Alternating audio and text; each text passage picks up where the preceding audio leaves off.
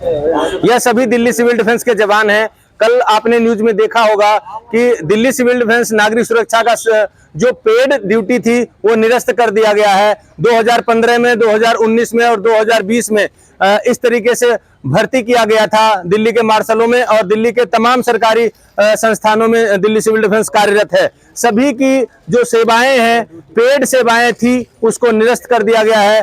और कल से सिविल डिफेंस का धरना सचिवालय के गेट नंबर 6 के सामने चल रहा था। सुबह सुबह दिल्ली पुलिस ने सभी को डिटेन करके लगभग 400 जवान को, महिला पुरुष दोनों उसमें शामिल हैं, उनको लेके गए हैं बवाना।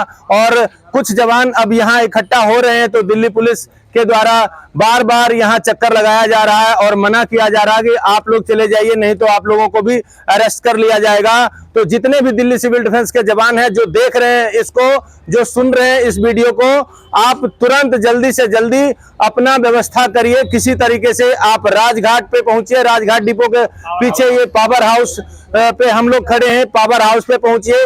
यहाँ से अनिश्चितकालीन धरना का एक लेटर दिया हुआ है अभी डीसीपी दरियागंज को। डीसीपी दरियागंज ने जैसे ही परमिशन देंगे वैसे ही हम सबका अनिश्चितकालीन धरना स्टार्ट हो जाएगा। और हम धरना पे तब तक बैठेंगे जब तक हमें कोई सफिशिएंट जवाब, ठोस निर्णय नहीं आ जाता है। ये आम आदमी पार्टी और बीजेपी की सरकार जो आपस में लड़ाई कर रही है, उसमें सिविल डिफेंस पीसी जा रही है। और इनके साथ आईएएस, आईपीएस, पीसीएस, ये सभी पढ़े लिखे लोग हैं जो 6 महीने से हमारी सैलरी को रोक के रखे हैं और आज हमें नौकरी से भी निकालने की बात कर रहे हैं।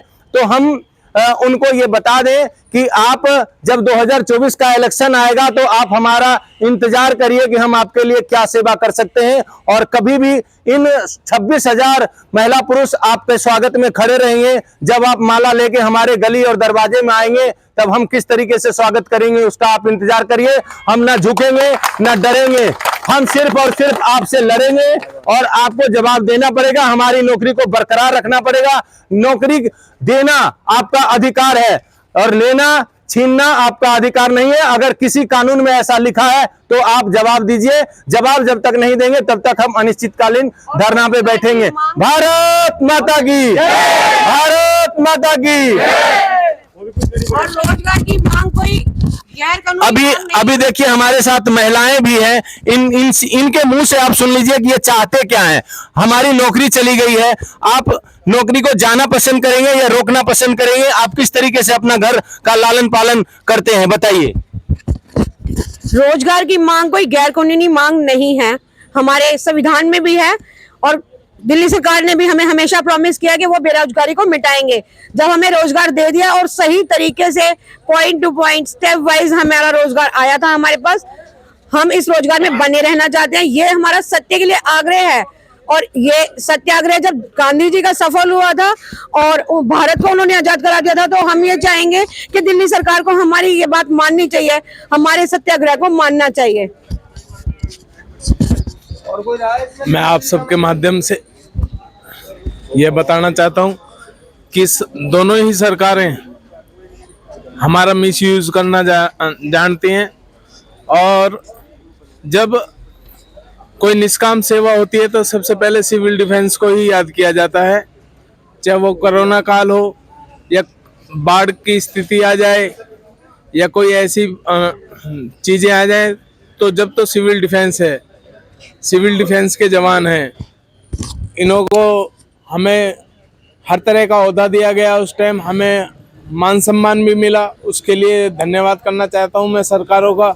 लेकिन इसमें मैं एक बात और जोड़ना चाहता हूं कि जो हमें रोजगार दिया है उसे ना छीना जाए हमसे। मैं दोनों सरकारों से यही अपील करना चाहूँगा कि दोनों सरकारें हमारा मान सम्मान रखें।